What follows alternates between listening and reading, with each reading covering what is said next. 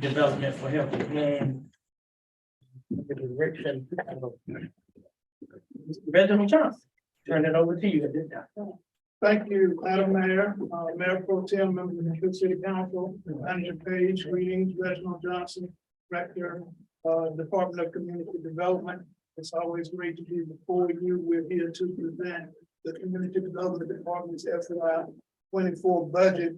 I have with me the leadership team for community development, Terry Porter Holmes, Assistant Director, Fiscal. Elvin Avery, I see a business services manager. Dr. Michael Pullum, who's the, sorry about that, Dr. Michael Pullum, who is the neighborhood stabilization team manager.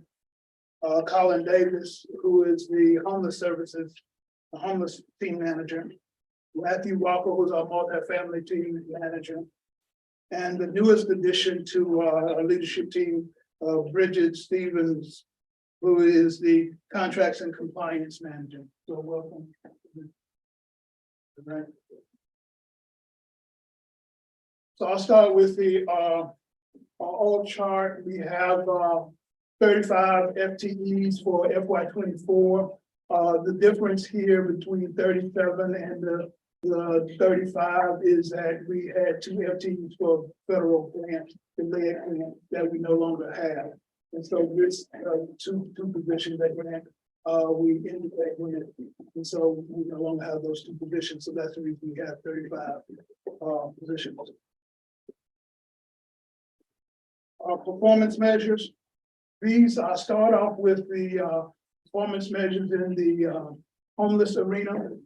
These are ones, the critical ones that we keep on track, but I have to make a couple of notes on these performance measures. One, these measures are going to be different from the measures you're accustomed to looking at for us as well as others, because one, these are system measures, not departmental measures. Meaning this is a measure, these 2 slides refer to the system as a whole, meaning all the entities that work there in homelessness and Durham, not just the department. We're just one of 50 entities. So that's one caveat. The other caveat is these measures are a calendar year as opposed to fiscal year. So these calendar year measures, because they're system measures, they work through HUD, they run through January through December, as opposed to our traditional fiscal year. And the third point is that you'll see the last, what we have a target is FY 23. These are lagging measures, meaning that we don't have FY 24 targets yet because the FY 24 hasn't come in yet. It's a verification process to go before we know what our numbers were for FY 23, calendar year 23. So I just wanted to give those caveats for these 2 slides before I'm talking that they're going to be different from what you are accustomed to looking at. That said, the first one is the excess to permanent housing. In FY 22, we were at 40, well, we were at 40%. And so we were a little bit higher than what our target was, and then our target for FY or calendar year 23 is 35%. And you see the trend is going down in terms of exit permanent housing. If you remember, we made our system made a change that we would start working with harder to serve persons.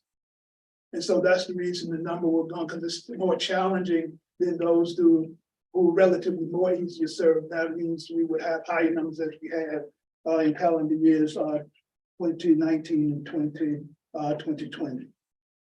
But I would just say overall that our homeless system is one, I would say sturdy and improving, and so that's a good measure for us. The next length of slide is the length of time for homelessness, and so our target is 110 days.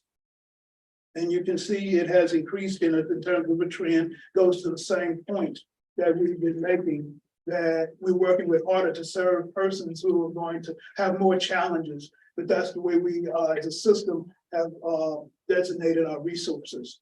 But still, with that said, we're big holding study, and we'll see what our numbers are, coming up for this coming year, calendar year, which would be FY 2023. In terms of substantial repairs, this is a program, and we'll talk about this later in the second presentation, but we're getting ready to issue an RFP to have a vendor work on our substantial repairs that's going to do intake and actually do the work. Substantial repairs is distinguished from minor repairs.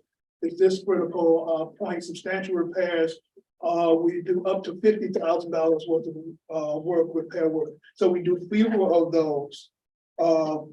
And one of the things we were going to do those internally, though the intake will be done as been done for, when I say intake, the application process by external vendor. We're going to actually move all of it to an external vendor. That means the intake as well as the work. And our goal for FY 24 is 12 homes, and that's at up to $50,000. In terms of the minor repair, which is basically $9,500 or less, we did 29 homes in FY 23, and our target is FY 42.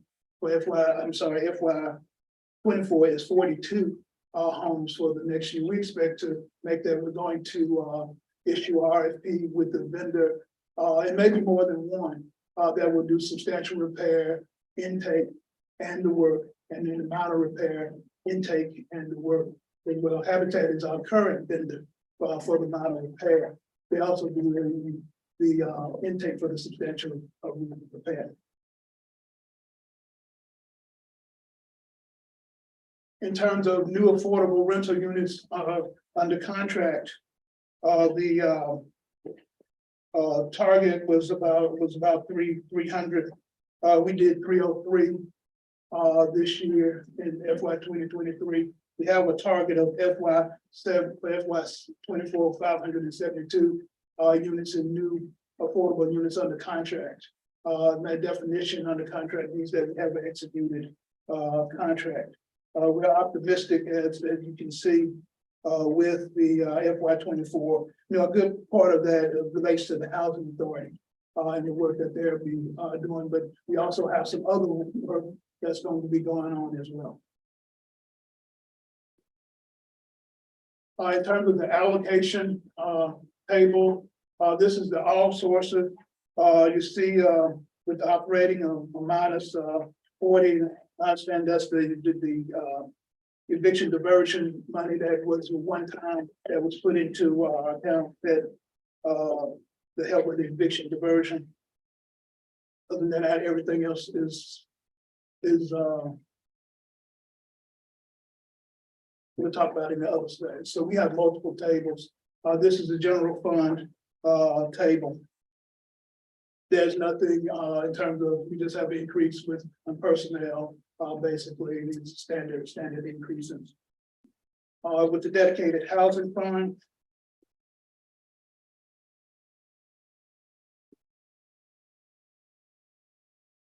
we have had some money. You see a negative 46%, but that's the money that we had moved from the fund balance to dedicate for 1 year to expend on some projects. And so that's the reason you see that differential there. And the grant table, you see a negative 35% on the second line of operating. That's the lead grant that I shared with you earlier that we did not, we're not continuing with that lead grant. So the budget highlights one of the things that we did request that was that's in the proposed budget was additional training resources because of the number of new staff that we have and the number of increased staff and the technical parts of our job. A lot of persons may not appreciate that the work that we do is highly regulated. And so we have to have resources for training, whether it's virtual, of course, that's what's been going on during COVID. Also, sometimes we have to send persons to various trainings. And so this is a part of our training resources that we need for our staff. And then affordable housing project completions that we'll highlight. We'll talk a little bit more about this in the next presentation. JFK Towers Apartments, Ross Road, which 42 units, this Powell apartment rehabilitation, the Memorial Road sewer project, and then some project, housing project initiations, and many of you are aware of these, the Elizabeth Street apartments, with Durham Housing Authority, Commerce Street, as well as our Crescent Street apartments. Also, budget highlights in other arenas, the initiation of a data-driven planning and resource allocation process for the homeless system. That's one of the things that's important for us, is that we keep our homeless system thinking of itself as a system. There are no, big eyes and little views when it comes to homelessness. We're rated as one.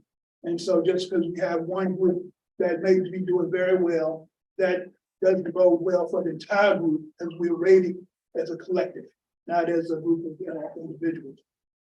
Then the next part, next budget highlight, which we're excited about, the relaunch of the city's down payment assistance program. We'll talk about that in the next presentation, but we're excited about that, and we've been doing some work on that.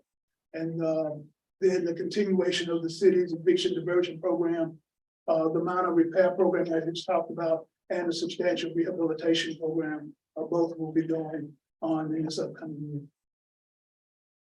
And I'll stick to that for any questions. Colleagues and questions, thank you for your part one presentation.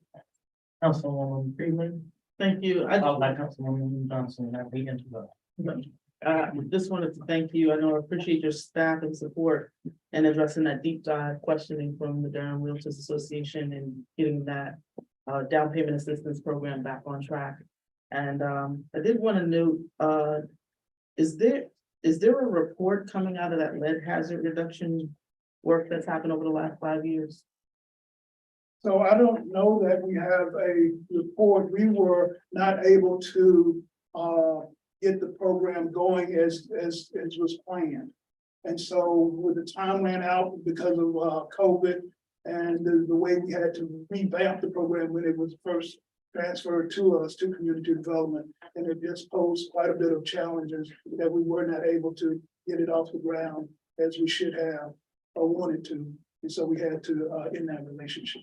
And I just want to kind of just note that that lead hazard is still in a community and it's concentrated in Northeast Central Durham. And I do think that we have to come up with something or some type of response, because it's still a present concern for longtime homeowners who have homes built before 1976. And so, I just want to make sure that we don't lose track of that because we didn't get it moving out of COVID. Yeah. And then also, are you tracking measures out of your department in this homelessness services, or essentially are folks, we're noting that folks are leaving Durham. Are we noticing the same thing with our homeless population as well? Because I know the point in time count was a lot lower than normal. So are you asking whether we can track whether persons are leaving Durham that are homeless? Yeah. So I'm going to ask Colin to respond to that in detail. My understanding is that people may in fact be comfortably doing just as everybody else.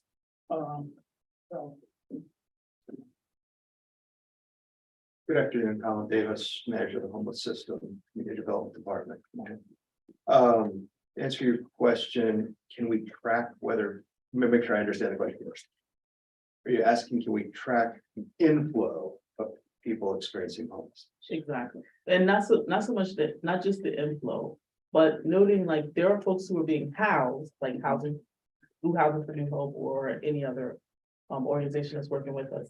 But if there's not a gap, but if there's a trend of folks who aren't getting that housing in place and then they're leaving Durham, I don't know if that's being captured.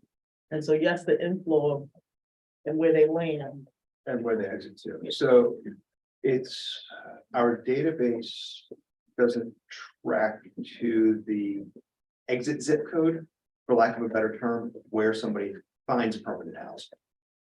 What we are able to track is how many people exited our system to permanent housing.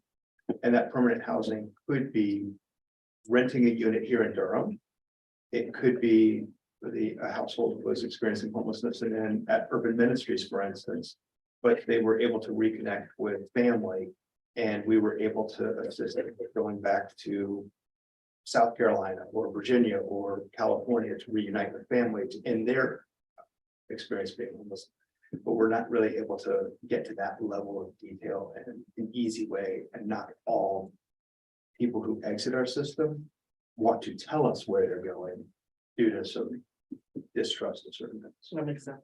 Thank you. Welcome. That was all. Thank you, Colin. Anyone else have any questions on this part of this presentation? Oh, that's right, I'm sorry. No worries. Thank you. Thank you. Thanks, Reginald. Just one quick question about the down payment assistance program. As housing prices go up, down payments also need to go up, right? So I'm wondering if our assistance program is going to be sufficient to allow folks who are, needing to try to buy these higher priced houses, to, whether the assistance is going to be enough to let them, like, to allow them to get in the door.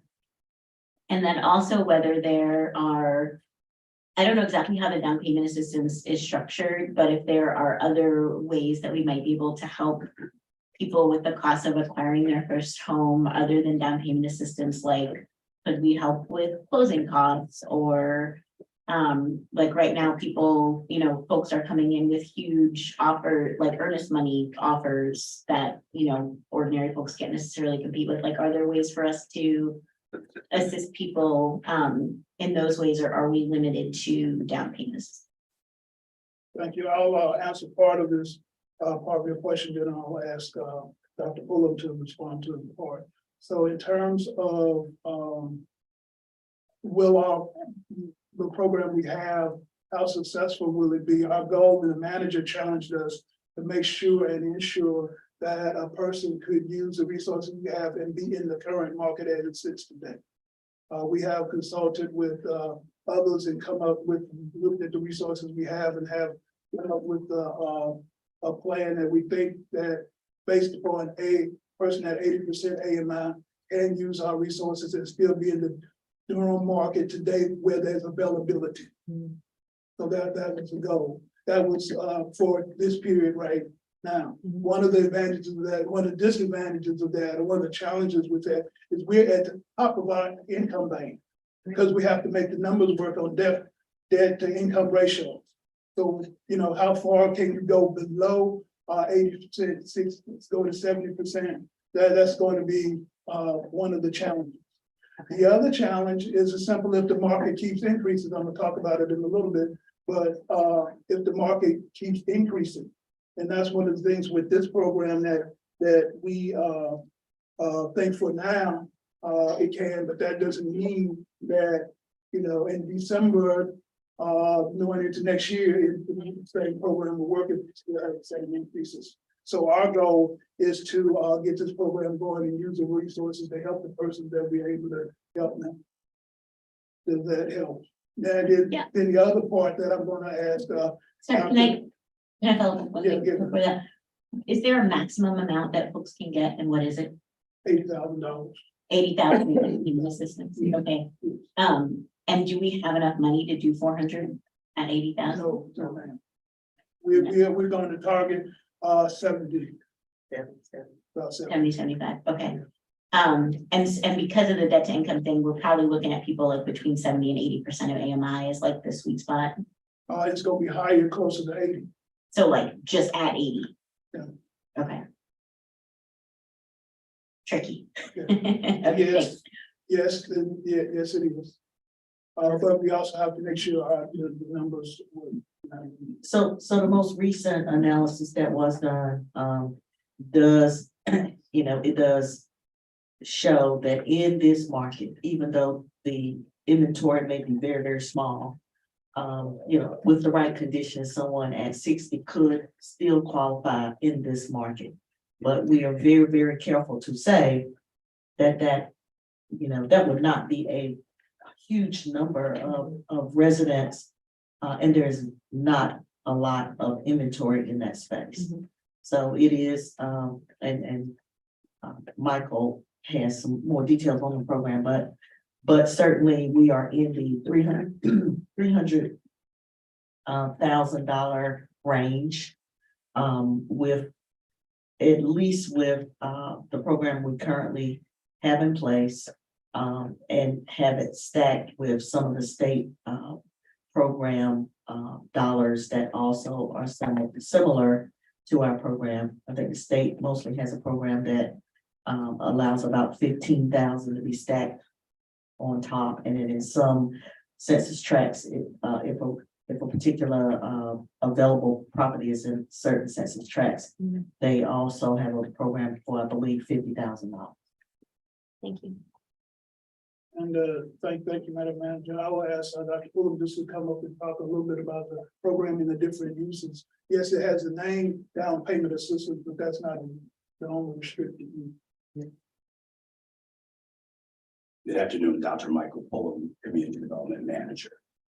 With our down payment program, as Director Johnson has stated, we knew that we had to take a look at how to restructure it in order to try to help as many qualified applicants as possible. We recently did make the move to increase the actual subsidy amount to $80,000. Now, increasing it will help tremendously, but it does not totally resolve the issue of trying to help that particular income group become homeowners. One of the biggest challenges that we face is actually the inventory. Manager Page has mentioned that we're trying to get houses in the 300, upper 200, $300,000 range. Those are the homes in which the people who qualify for our program are desperately in need of. Now, there was a question about can the down payment assistance funding be used for other parts of the program. What we are using it for, in addition to just the down payment assistance, is also foreclosing costs. We are trying to put that into effect as well. The leveraging from the North Carolina Housing Finance Agency is almost a must to be very, very successful in the strategy that we're now presenting for the homeowner, and any other resources that we run into or come across. We're certainly going to examine and try to see if it will be helpful to the potential borrowers in that particular income group. So it's still very challenging, but we are looking at other cities across the country, and we also are looking, taking a hard look at the Durham market, working every day with practitioners who are out there seeing exactly what we do in order to try to shape the program that we have here. Thank you. When you say foreclosure costs, can you tell me a little bit more about what that means?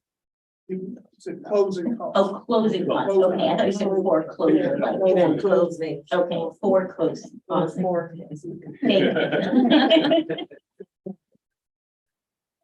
Appreciate it. Councilor. Thank you, Director Johnson and team. 2 questions. Do you track what some of the contributing factors of support are for folks that are exiting to permanent affordable housing? So you're asking when they exit, those who are successful, How would they get there? how do they get there?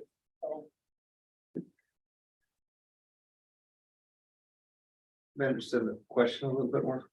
The question about. If I just was able to matriculate to permanent affordable housing, X helped me get there. What contributing factor?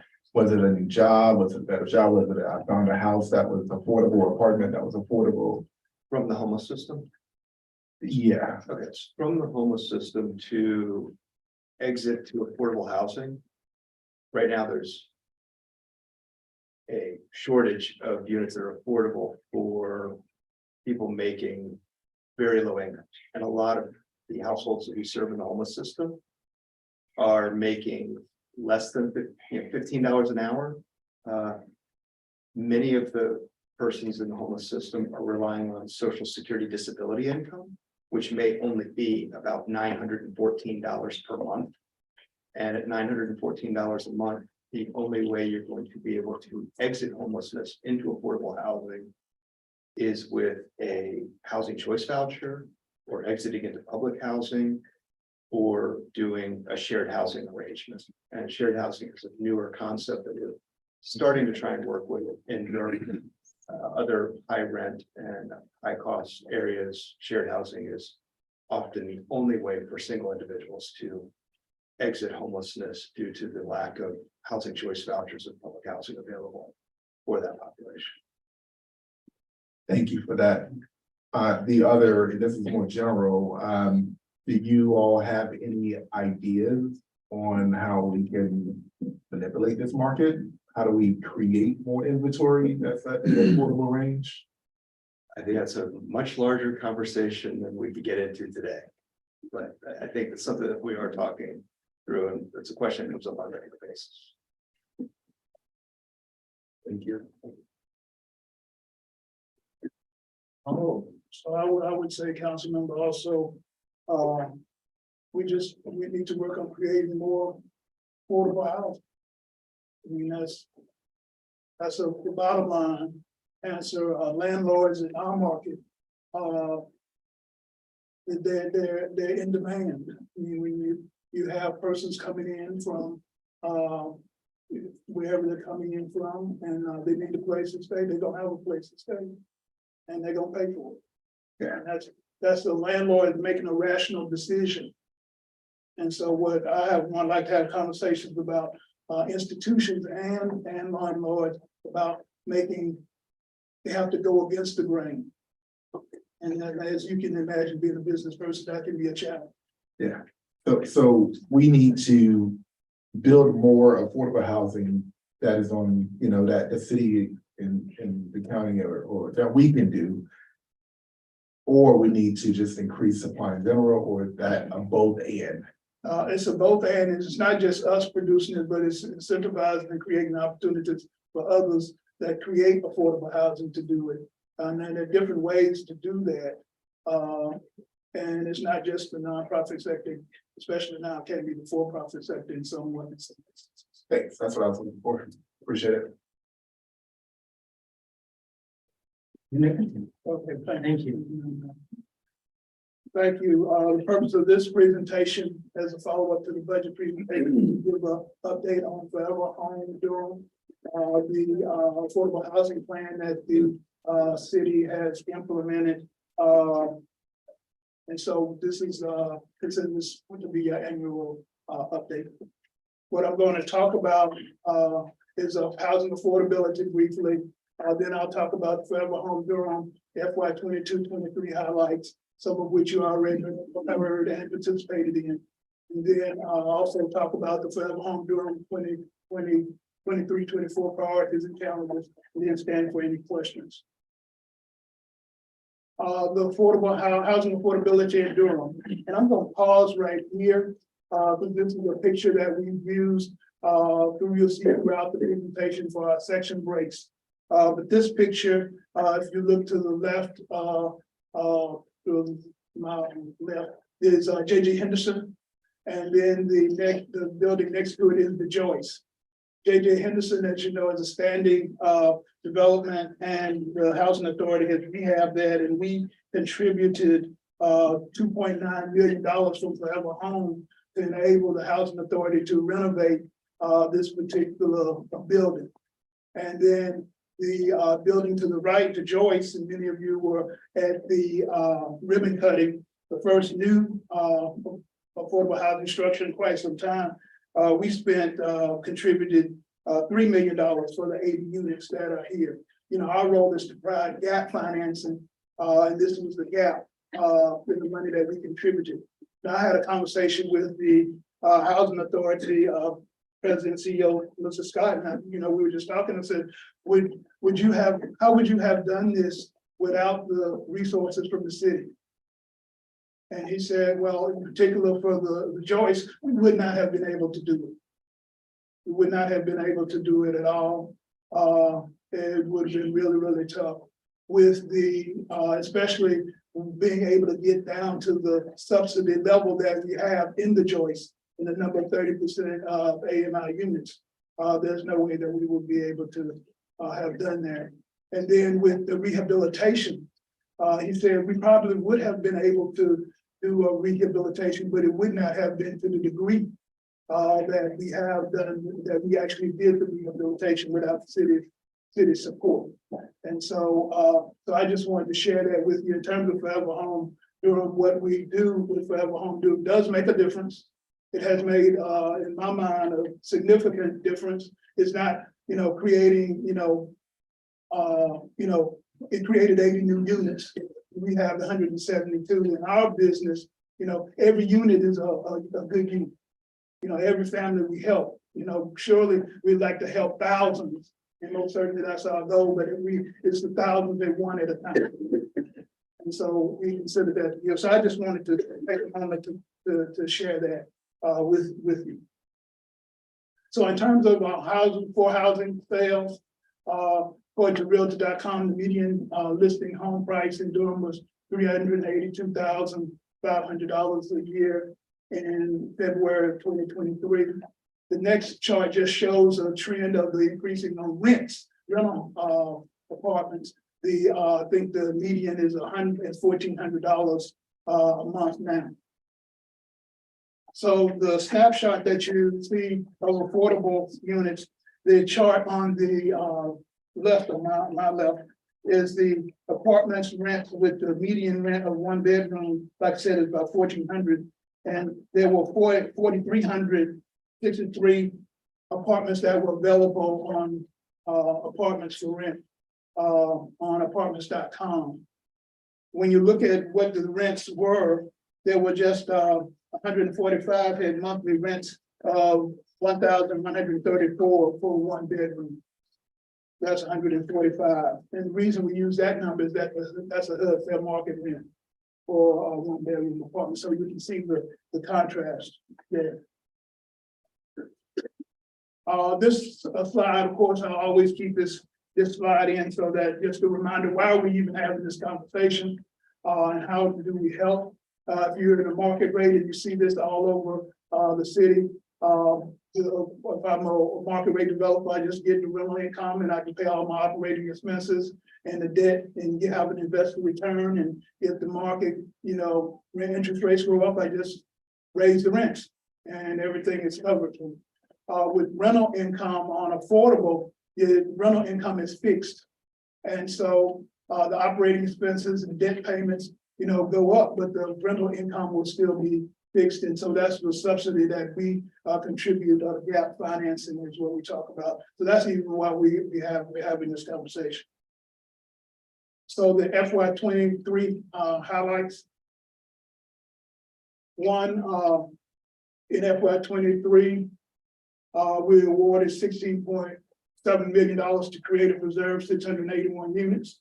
Cedar Trace Apartments, $6.9 million, 180 units. Sandy Ridge Station, $5 million, 132 units. Fairhaven Walk, $3.3 million, 192 units. JFK Towers, preservation, $1.5 million, 177 units. We committed $25.8 million to create and preserve 355 units. Southside Savings 34, 7.7 million, 100 units. Elizabeth Street Apartments, 6.6 million, 72 units. Hardy Street Apartments, 6.9 million, 132 units. And Acton Place, which is right next to the Willis Street Apartment, committed 4.6 million for 51 units. And so I appreciate your indulging me as I went through that list, but as I shared, it's really for us one unit at a time. And so this is great that we're able to get this number of units on track, but it's a challenge in the market and in the economy that we are working in. Other highlights, I'll have to mention the $40 million Choice Neighborhood Initiative grant to redevelop and revitalize 519 Main Street, Liberty Street, and surrounding the downtown neighborhoods. While this is not part of Forever Home, there's no question that the fact that we have Forever Home helped us and put us in a position to get this grant. There's no question about that. And it gave us a foundation that established us, and I say us, the city of Durham, as well as the housing authority, to be able to launch and to be competitive and to be one of the 4 awardees. So that's another reason that this is a highlight for another for Forever Home. And then, and then we also mentioned the $10 million in ARPA funding. Because we had funding and we sought out projects, we were not able to fund them all. But then ARPA came along, we already had projects that were ready to go. And so that was part of, I would say, support for a highlight for Forever Home. Because while we didn't finish, we were able to get another resource to help us in the work that we would have started, that we started with Forever Home. So I consider that to be a highlight as well. Just a brief reminder, on Forever Home, that's the $160 million multi-year investment in affordable housing. The cornerstone is the $95 million affordable housing bond and $65 million of existing city and federal resources. And the goals are to build 1,600 new affordable rental homes, reserve 800 affordable rental homes, provide 400 affordable homes, ownership opportunities for first-time home buyers, move 1,700 homeless persons to permanent housing, help 3,000 low-income renters and homeowners remain in or improve their homes, and create at least $130 million in contracting opportunities for minority and women-owned business enterprises in WBE. This is you've seen this before. This is just a projection of what we started with.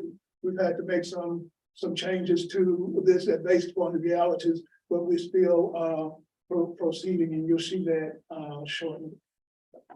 This is just a reminder of the funding. If you remember, we talked with the council during COVID that we needed to extend the time period due to the impacts of COVID. So we'll go to 2026. And so we have the Forever Home Durham for these entitlement funds, and the dedicated housing fund will now go to 2026. And the cornerstone, as I said, was the 2019 affordable housing. Funding sources not within Forever Home Durham.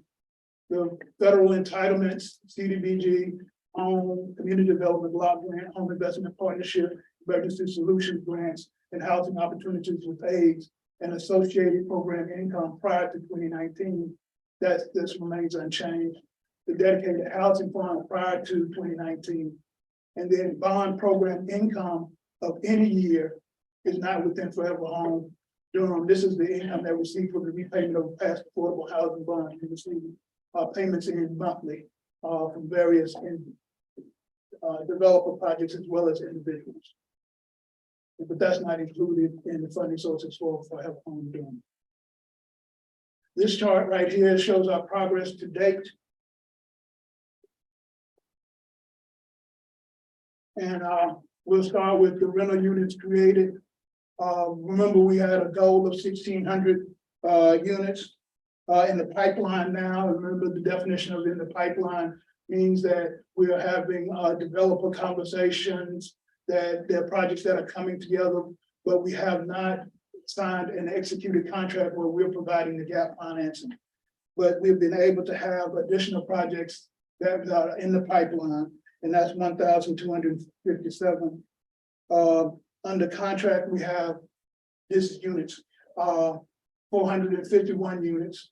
And then completed, we have 162 units that are completed. That means we have a CO. And so that's a total of 1,870. And the remaining balance, it looks like based on where we are now, we're going to reach our goal of 1,600 and exceed it in that category. And so that's one of the things that we consider to be a positive. In terms of rental units preserved, we had a goal of 800. We have in the pipeline right now 27. We have under contract 56. Completed is 355 for a total of 438. And so with that, we have a balance of 362 remaining. Home ownership opportunities, that's the area we just finished talking about in part. There's some other parts to home ownership opportunities other than the down payment assistance program. But in the pipeline, we have 90. That includes the 70 loans that we just talked about, as well as some other projects. We have under contract 6, we have not completed any, for a total of 96. We still have a balance of 304 to reach that goal. The homeless persons in permanent housing, we have a goal of 1,700.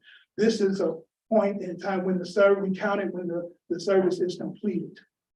And so that's different from being under contract and that, so when it's completed. And so now we're up to 1,481 persons have been, homeless persons have been moved to permanent housing. We have a balance of 219. And then low income houses stabilized, we have a goal of 3,000. We have completed 1,810. And we have a balance of 1,190. That includes the eviction diversion as well as some other programs fit under there in terms of stabilizing households. So this is the reflection of the progress that we have made thus far. The Federal Home Durham 2024 budget, this is the amount of money that we have that are from previous years that are in contracts, new contracts that are going to be started, the total of about $44 million. The increase over 2023 is driven by the increased budgets for multifamily production, definitely neighborhood stabilization and homeless services. This chart, I'm not going to go through in detail. Many of you are familiar with the project, but it's a total list of the rental housing development and preservation projects. It gives the status you have the name of the project, the status, as well as the number of affordable units. And then you have whether it's in the pipeline, you can see on status, whether it's under contract, whether it's completed.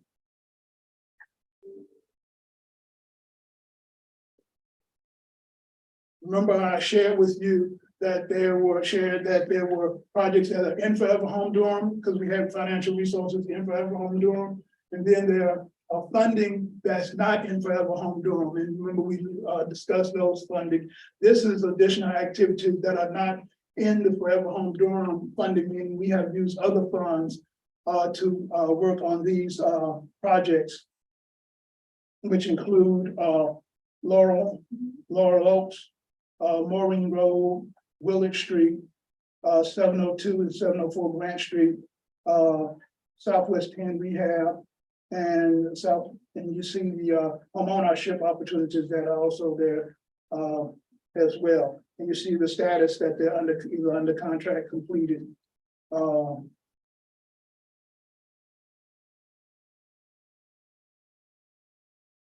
This is also a slide we added. This is also additional activities, not including Forever Home Durham. This is going to be the ARPA funding that I talked about that we'll be fortunate to have. And these are projects that will be funded with ARPA funds that would create additional affordable housing. Sorry, Reginald, I thought there were 4 projects for that. There were initially when we talked about it was 4, but one of those was able to get funding in another way. Okay, And so it's funded in another way, so it's not included in this. thank you.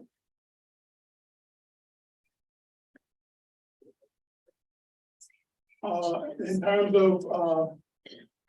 of Forever Home Durham homelessness services, again, we serve as a lead agency. One of the goals for the next year, it's a continuation of serving as the lead agency for the Durham County Homelessness Continuum of Care, which includes the staffing advisory committee, which you are familiar with, Homeless Services Advisory Committee, preparing the annual funding application. Remember, I shared that we have to think about the homeless system as a collective, not as individual entities. And so we're the staff for that. Support for Entry Point Durham, which is the front door of the homeless system. For FY 22-23, 32% of the persons experienced homelessness who contacted coordinated entry were diverted from the homeless system without entering an emergency shelter. So that's really important that we have a mechanism where persons who are homeless don't always use the homeless shelter as a place of first resort. And so we have created, that was part of our system work where we invested money to be able to create that. Then the we continue to fund the UCA, which is the Unsheltered Coordinating Agency, which in partnership with Durham County provides street outreach and encampment response. And then support emergency shelter operations and rapid rehousing. And these are some of the entities that help with that, families moving forward, urban entities, housing through whole project access.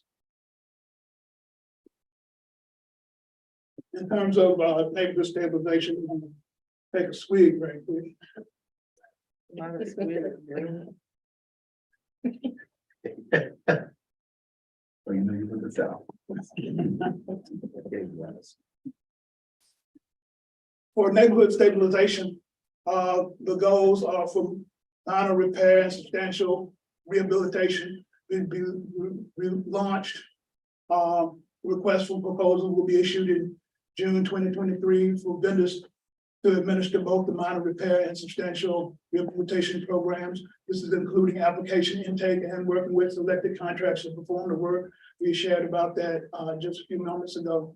The 3-year contract with the vendor will assist low-income seniors, 65 and older, or disabled persons, homeowners of any age with repairs. We'll have the 4th year of the city-funded eviction diversion program completed, resulting in 391 tenants. 50% of the cases closed, observing tenancy. The long-time homeowner grant program to be completed in June 2023 for the FY20 tax year, serving 44 eligible residents. And again, the City of Durham's down payment assistance program will relaunch in July 2023. Program will provide up to $80,000 in down payment and closing costs assistance to homeowners with incomes 80% of the area median income or below. Excuse me. Community development staff will administer the program. Previous engaged with the vendor, but we're going to shift it back to in-house with administration of the program. We still are working with some elements of COVID response. Of course, it's not as much as we have been doing in the past, but we're going to continue the COVID-funded non-congregate shelter support, including hotel and white flag shelter through June 30, 2023. We're providing additional funds to support expanded rapid rehousing capacity through December 31, 2023. We still have the CD Community Development and Office of Economic and Development partnership to provide assistance to micro businesses impacted by the pandemic. And then the City of Durham and Durham Public Schools partnership that we still have to address COVID-19 learning loss in 4 schools located in low moderate income areas. That's Burton Elementary, W.G. Pearson, Y.E. Smith, and Fayetteville Street Elementary. In terms of the FY24 priorities, you can see our priorities listed there under rental housing. Continue to move rental housing projects forward. I'm very grateful. We're very grateful to the council for the support. Remember, I shared with you probably 2 years ago now that our recommendation was we try our best to keep our projects moving forward despite the interest rate increases, the cost escalation increases, and all of the challenges that the projects were facing during COVID. And we've been able to do that. We haven't not lost one project yet, and we're coming in. We can see our way through to the other side, though. I still some issues with some projects, and we've been fortunate to have additional resources coming in. We're helping the Housing Authority complete structure, incomplete coordinated construction of 519 East Main Street, and the construction of the replacement housing units in the CNI Footprint Choice Neighborhood Initiative grant. We're planning in the balance of PD&P sites, and we're beginning contracting projects awarded with ARPA funds targeted in the FY22 RFP process. In the homeless arena, maintain support for the homeless system and providers, increase the number of landlords willing to accept vouchers and rent to higher value households. This is where we're gonna have to spend some time and effort, and this is a challenge that Councilmember Williams kind of alluded to, because landlords can make rational decisions, and when those rational decisions are made, persons can be left out. We can expand the technical assistance to our providers. That's one of the things. Remember, we are looking at ourselves not as one entity, but a collective that everybody needs to improve, and different organizations at different points need technical assistance. And then we're transitioning from pandemic operations to the new normal, whatever that means. And neighborhood stabilization. Well, the down payment assistance program that we've spoken about, eviction diversion, minor repairs, natural rehabilitation. We're getting ready to issue our RFP on surplus property. This is about 20 city lots that we have, and the goal is that it's home ownership, which is one of the important pieces that we have to create home ownership opportunities using city lots, and we're actually going to be providing. The goal is to provide some funding, additional funding in addition to the lots, so that the nonprofit organization can be able to construct houses at the income level that we desire. And then to maintain and expand the support of some small scale production and move forward with projects with the new RFPs. Yes. The challenges that we face, and yes, there are significant challenges. But like I said, the first thing I was sharing in the past, last year, I mentioned the challenge, a couple of years, I mentioned the challenges that we had with keeping our rental projects going and not losing them. Even though the cost, was escalating, we just stayed with them. That they appreciate, our community appreciates it. Yes, the money was expensive at times and still is. But the challenges we have is still the rising rental prices and the lack of landlords that will accept vouchers.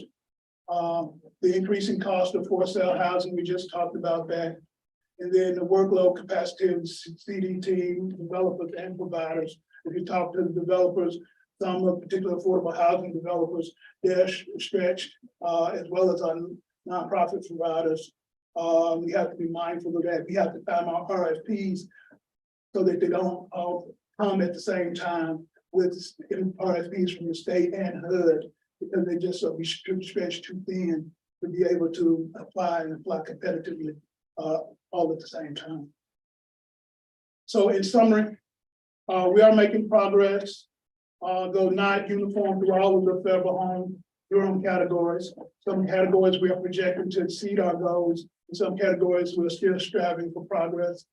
As a reminder, though we have expended resources, those resources were not enough to address the entire need, which is being exacerbated by the current economic and housing market. We have been successful to the point of providing sufficient additional funding to keep our multifamily projects proceeding despite increased construction costs and interest rates. That concludes my formal presentation. Madam Mayor, and I'll stand for a question. Thank you for a very sobering report. And now open it for questions from my colleagues. Hi, how are you? I just wanted, just your take on any innovative ways to be able to have landlords accept the vouchers. I mean, I know, that's saying one of your challenges, but have you thought of any innovative ways? I see Colin saying yes. Yes, I'm gonna start with Good afternoon, Colin Davis, manager of the homelessness and community development. So incentivizing landlords is what we'll term that as, to answer your questions. We have talked about that, and we've had some success in being able to incentivize landlords through financial means. We're able to use funding to help people get in the door, providing a double security deposit, a first month rent and a last month rent. So right off the bat, a landlord would have the equivalent of 4 months worth of rent in their hands before somebody's ever come in and had to pay month number 2. We have had some success using private dollars that came into the system to do incentive payments, that there might be an incentive of $2,500 or $1,500 to a landlord to take somebody who is considered higher barrier, that ordinarily the system would say, the income doesn't match, the criminal history doesn't line up with our rent stuff, but okay, for this incentive payment, we'll be willing to take the risk. So we've had some successes with that. Those tend to work very well with the small local landlords.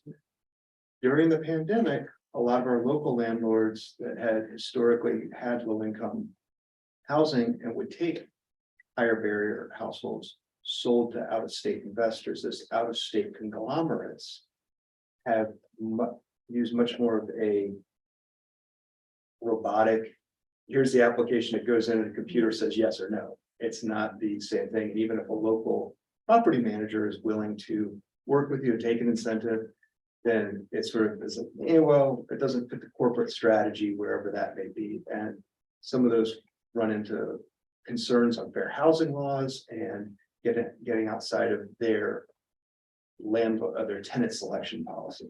So we have tried some of those, and we're going to continue trying and talking to landlords and seeing what works. Thank you. Great. Thank you. I wasn't sure if someone else wanted to. I did want to just follow up on Colin's comment and just acknowledge that's really the crux of where the issue is, because affordable housing is not affordable if you can't make it fixed. And so these costs, as they continue to rise, it's not going to decrease, it's going to continue to increase and create even more pressure. And so is there any look at how to actually incentivize or development focused supports so that there is actually sites built that reflect what is needed around shared housing, or specifically just knowing, like, if you are dependent on Social Security or disability income, none of the tools that we're talking about right now to kind of get into even ownership are working. And so at what point do we shift to stop trying to chase the corporate entities that are not built for that, to actually develop partnerships with organizations and developers who are willing to do that? I think there's a couple pieces there. One, you clearly understand the economics of it. You make $15 an hour, $600 a week times 4 weeks is $2,400, and $1,400 is your average rent. For a 1 bedroom, it leaves you $1,000 before taxes. The math doesn't work. You can't make that work. So where I think we're really working a lot with Matt Walker's team and Reginald on the multifamily development and that Forever Home Durham piece. And as these 1,700 units start to come online, those developers are going to be incentivized to take vouchers because that's the type of housing they do. So it's kind of, we're in this really tight space, but as those units start coming on, assuming vouchers are available, we'll be able to have more landlords willing to take vouchers because those units, their pro formas tend to work very well when there is this ongoing rental subsidy with households coming in. Will it still be competitive? Yes, because there's a lot of people at that 60% AMI that can qualify to go in that don't need a voucher. When you've got somebody at 5% AMI that need a voucher, and it's going to be a competition this week. So that's one piece where we can do it. Other places I've seen jurisdictions have created when HUD doesn't have enough money going into housing choice vouchers. Other jurisdictions have created their own local housing voucher out of local funds to try and sort of create more subsidy to be able to do that. So it's a lot of ways to try and do it. It's just how much money is available and how much land is available to develop. Can I ask if you have a number, like if we currently have, I think just from the numbers today, there's 1,000 additional units being created for rental. Is there a number for units for rental in total? And then versus the number of units that are affordable for purchase? Like are we even tracking that level of detail?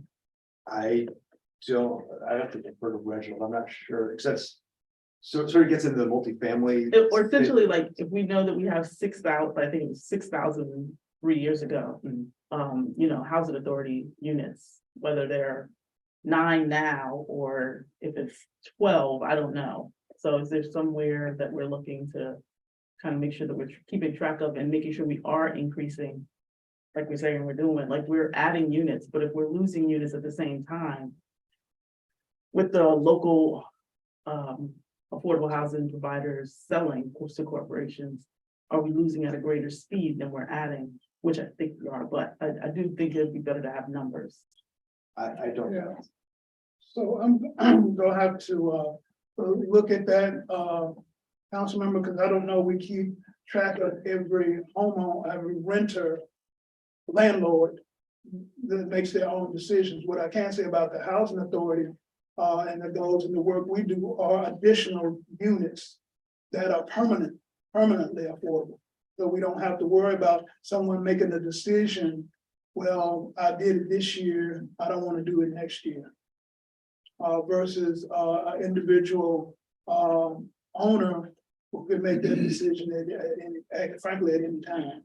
So we don't necessarily keep track of individual landowners.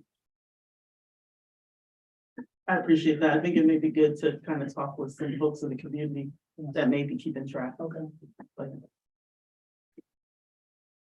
Mayor Pro Tem. Thank you, Madam Mayor. Good afternoon, Reginald, to your entire team. Good to see you all. I want to thank you for this really important work that you do, this frontline work on behalf of the city. It's daunting work. I think sometimes it's important to remember that the people of Durham have agreed to tax themselves, to go into debt for this issue. We've agreed to use land that we could sell for $1 gazillion to attack this problem. So while we're in this silo, it's important to realize just how cutting edge Durham is.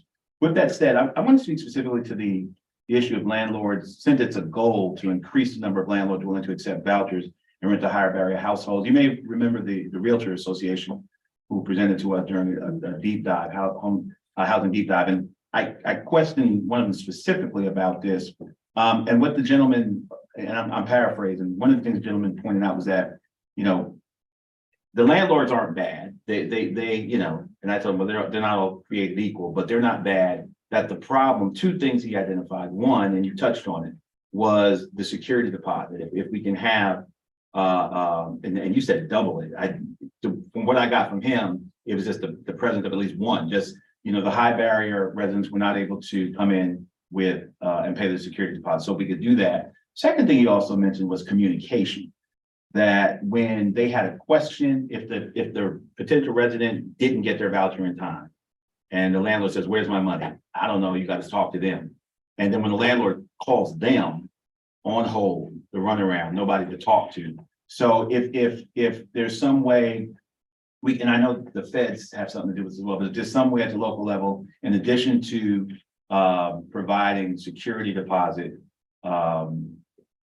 assistance in addition to the voucher, but also some way of streamlining communication or improving. I like what the water department did with their cutoff letter. They did a lot of work proactively reaching out to folk that were showing signs of possibly being late on their water bill. If there's ways we can, things we can look at, protocols we can look at to streamline communication when these landlords have questions about vouchers or when they have issues with the folk that are providing the vouchers. If we really want to put some meat on this and operationalize this goal. So let's continue with the assistance for security deposits, and let's look at if I'm taking what you said at face value from the deep dive. Look at how we can better communicate with these folks or give them a front door that they can come through, continuum of care, if you will, for landlords when they have issues about their payment. Second thing, real quickly, then I'm done. In the chart that has the pipeline in the Forever Home Durham progress to date. For example, rental units created total, the goal is 1,600, pipeline 1,257, contract 451, completed 162, total 1,870. Can you give me a sense? That math suggests to me that, you know, pipeline isn't just aspirational, it's going to happen if we so. Explain to me what does it mean to be in the pipeline, even though you're not in the contract yet, and why is it so secure to be in the pipeline that we can still count it, even though it's not in the, because so nothing can happen that it can fall out of the pipeline. Explain to me why we're so secure with the pipeline. Oh, good question, Councilmember tried to allude to a little bit to that, be a bit more specific. So, pipeline means, that we are having conversations, and there's a deal that hasn't come together yet, that we have put our money in. Okay, it's not even close yet. Been the council. Right. Right. But we're not, are we suggesting that the deal cannot fall apart at that point? Is, Oh, so, Councilmember, deals can fall together at any, including that closing. right, The closing table. right. Sure, absolutely. So, I would just say, we bring many of these projects to council twice. The first time we are bringing it is to get an allocation so that we don't reuse that allocation for another project. And once you all say yes to that, we consider that in the pipeline. Got you. Okay. And then when that occurs, this staff goes back and works with the partners and the developers to get to closing. Right. And then there's sometimes an adjustment up. Rarely is it ever adjustment down, but sometimes it is. But when we do get to closing, we're still talking about the same project. But we are now ready to be, for it to close as a transaction. And that's when it gets under contract. Perfect. And all of that makes perfect sense to me. As you know, as a elected person, a policymaker, I'm not gonna take the whole report. This is the kind of sheet that I carry around with me in my pocket. So when folks ask about our progress, it says progress on the slide. So, when I say 1870, and so we're ahead of goal by 270, the asterisk is it's in the pipeline. This math to me implies that we're already counting them. And so I could see myself saying, we got 1870, done because remaining balance 270, when in actual, I just want to understand that pipeline does not mean it can't not happen, if that makes sense. So That's correct. And I would got it. just All right. also want to share with you in juxtaposition to other measures. So the other measures, categories are major milestones. Right. So one is when we get to the point as the manager talked about, and there is an actual contract. Legal rights have been established, back and forth. Then, okay, that's a major milestone. And of course, completed is when you have a certificate of occupancy. Somebody's gonna get to keep. Right. And so we've completed it. Okay. And so, but the point is, with the pipeline, we may have a conversation with 6 months, it may be a year and a half before we get to, under contract. Right. Right. But I'm still taking a victory lap for it. I'm not saying you did. Well, thank you. Thank you, Madam Mayor. Thank you, Mr. Jonathan. I do want to follow up on a couple of things. With the landlords, we had a subcommittee meeting with the group of presenters. I want to say it was the General Realtors Association, and there will be a meeting convened with the landlords to talk with them about how we have an ongoing conversation. And I think that will be coming up within the next month. So we're picking that piece up on the landlord issue. Also on the housing deep dive, as you all know, we have completed that. And now comes the task of compiling that information in a way that's usable.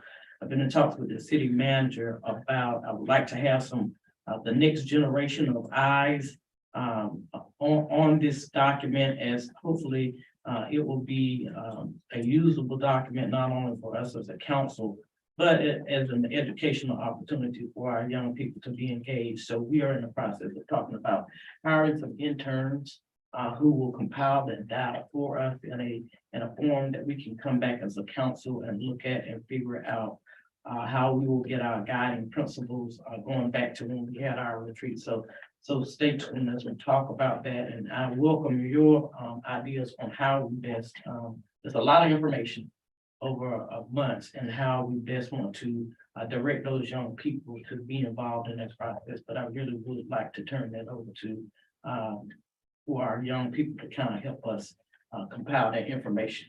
So stay tuned on that. Your ideas are welcome. So thank you, Mr. Johnson, for that report. That I think that was a good way for us to end our presentations today.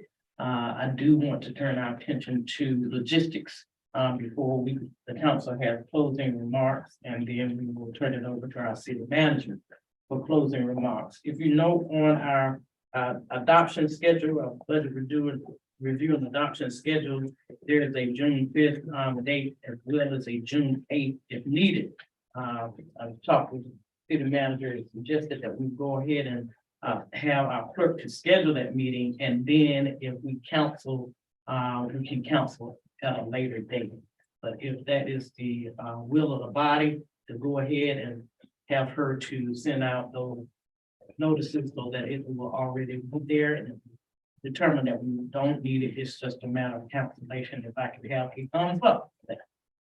Would that be a work session? June 8th.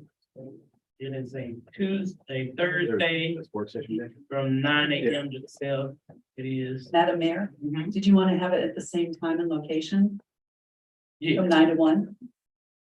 it's from 9 to 12, because we'll have a work session at 1. So we'll 9 to 12 we'll schedule it publicly from 9 to 12. here. Okay. Is it in addition to the 7th or a replacement for the 7th? The 8th. Right, okay, for some reason I have June 7th as an additional work session on my calendar right now. It's from 9 to noon. My calendar. I don't think we have anything. We don't have anything. June 7th. It may have been, it's just, it will be just the June 8th, 9 to 12. For this meeting if needed, and then we'll go into our regular work session from 1 to. Whatever. Yes, yes, ma'am. Thank you. If we do have if we do end up having that meeting that morning, I will not be in attendance since my son's 8th grade, promotion ceremony. Well, we understand that. Yes, sir. Madam Mayor, on that date, I was gonna be asking for an excuse, after I'll be in Chicago for a basic income, guaranteed income conference. So I won't be here on the 8th. So whatever the will of the council. I don't, looking at today and how far we got, I don't know that we'll need it, but we do need to allow for our clerk to go ahead and schedule it. Hopefully, we will be canceling that, because we do have another meeting on June 5th.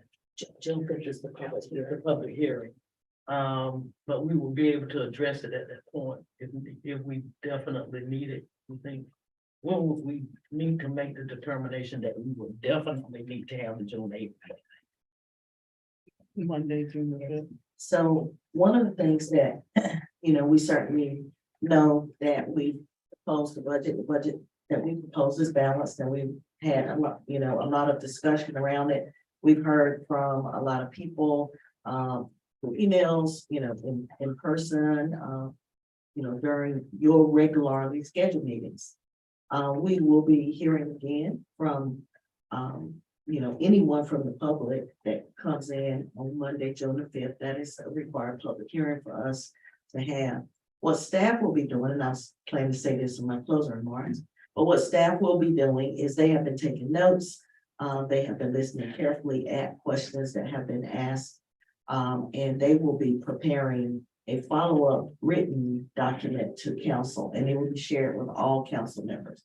So whether that was additional calculations, you saw some of the information presented yesterday. So that will be, there was additional information asked about some of the information that was presented by the Human Resources Department. So all of that will be considered a follow-up information document for council. You will be getting that very shortly, and everyone will be receiving it. And certainly, we don't make the final decision. The reason we put the carryover meeting up here is if there are additional items that we need to have long conversations about a decision that will be made on the budget that comes between today and the budget final preparation and adoption. So that's why we always have it here.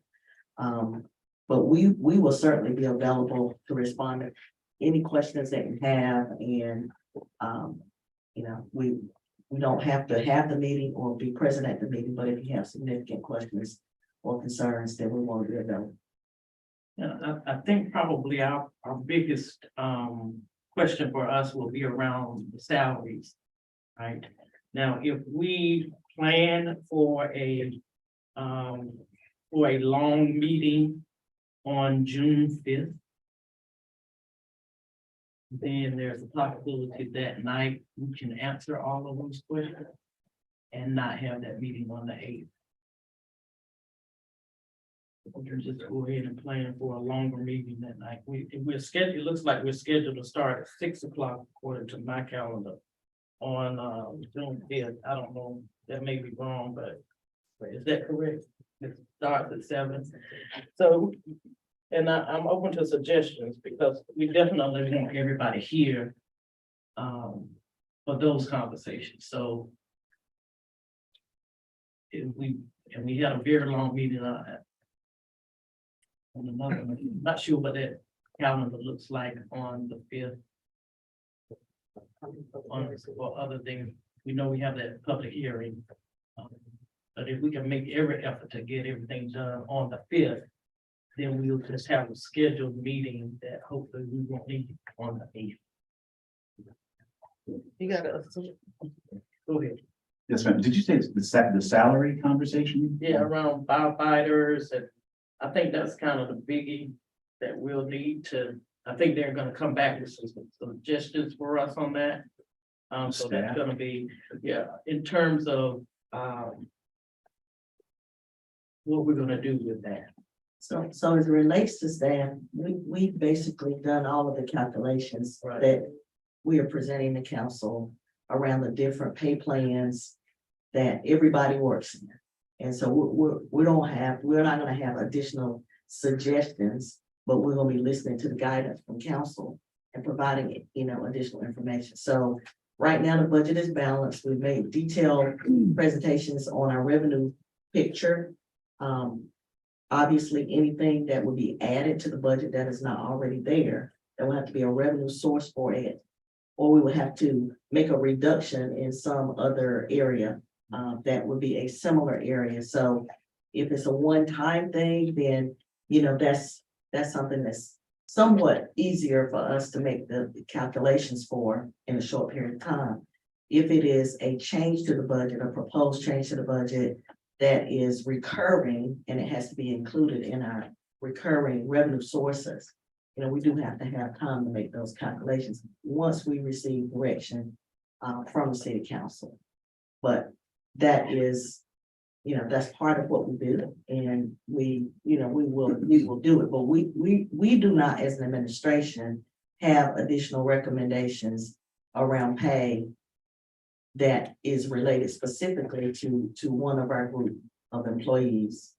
We do not have that.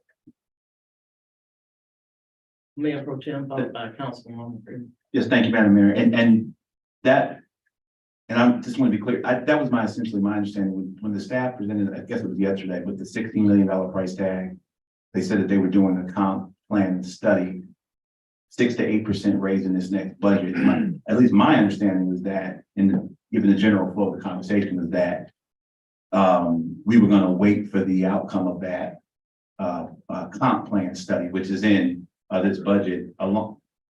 I'm sorry. Along with the 6 to 8% raise that's in there. I think the chief even said that's a good signal that we're doing the comprehensive plan and study along with the 8% signals to our workers that we're, taking some deliberative action. I did not understand it that we had an action pending.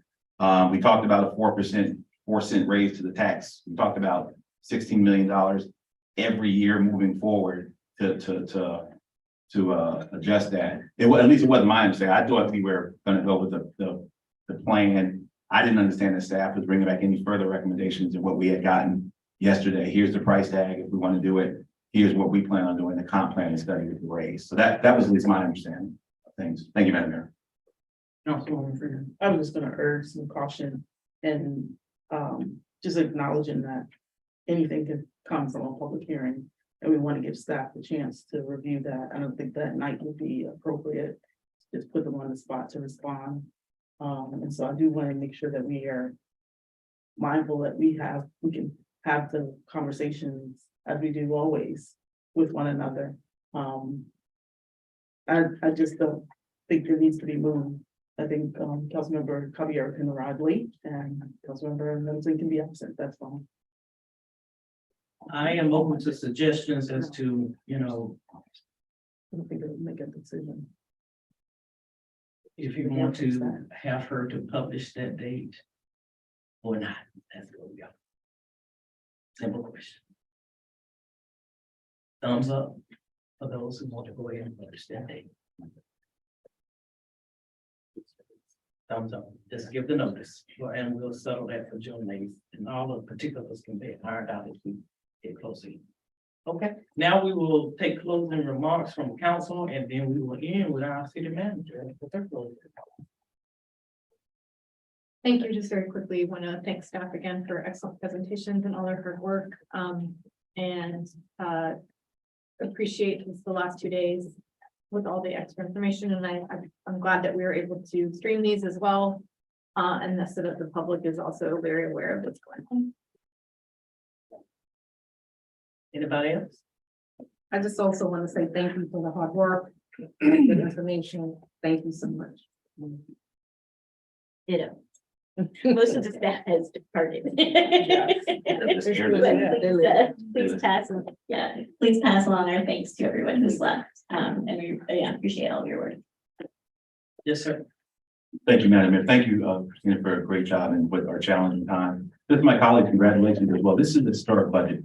This is literally a budget that everybody on the day can point to something in it and say that you had a hand in. I hope that's what you'll be talking about in the coming days. And congratulations for the first time in decades, we're actually going to pass a budget. I believe that will in a significant way address a historic disinvestment and inequity in our city. And that is a historic threshold we'll be crossing. So congratulations on really great work. Thank you, Madam Mayor.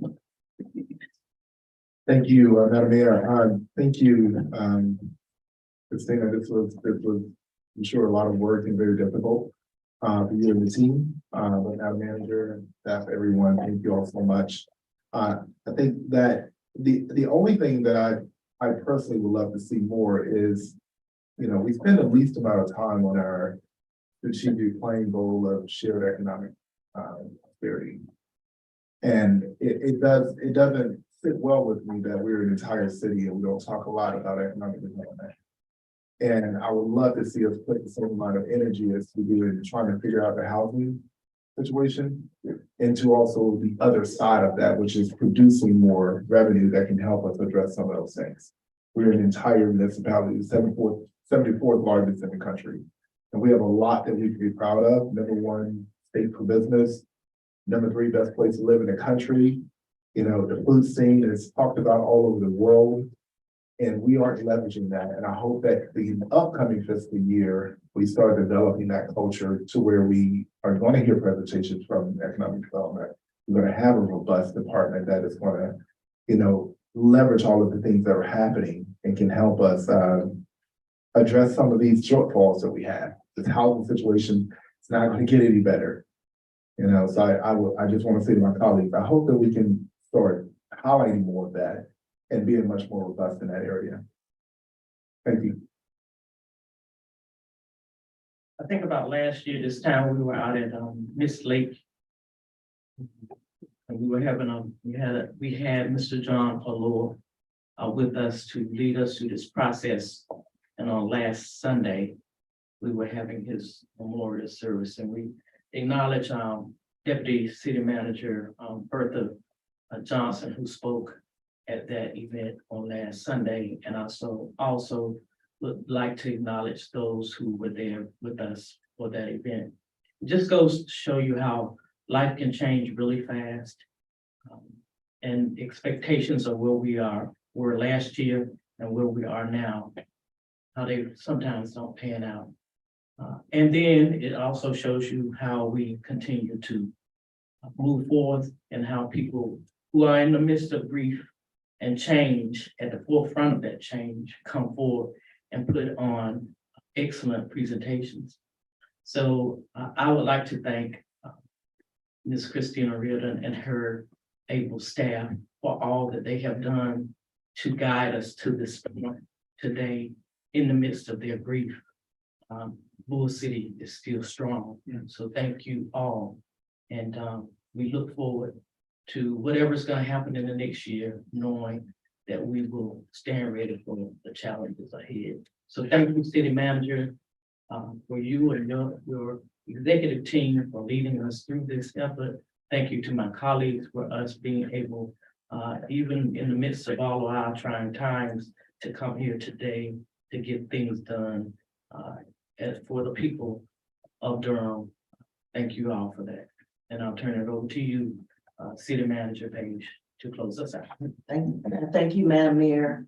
I would just like to, again, say thank you, Mayor, for your leadership, Mayor Pro Tem, for the members of council, for providing us the guidance that we need to actually bring you recommendations, bring you information that we believe represents, many of the priorities of our community, as well as be able to provide our employees with a quality of work life that that helps them want to be here rather than other places.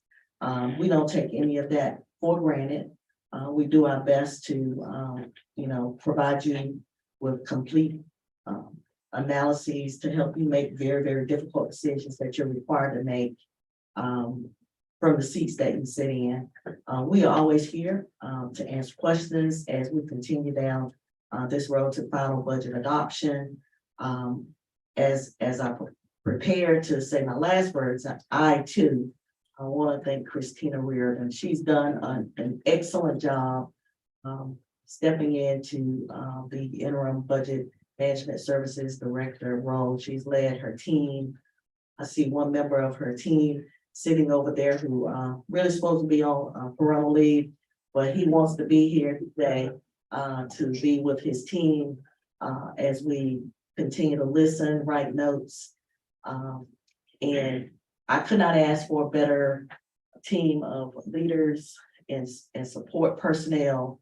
I'm just one person, but I'm surrounded by many, many people who are not in this room.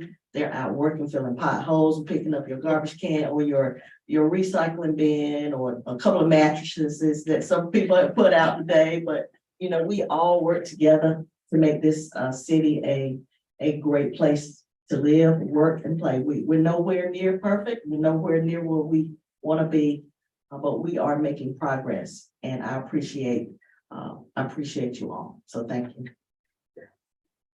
All right, nothing further being said. We stand adjourned at 1:40 on 5/25/2023.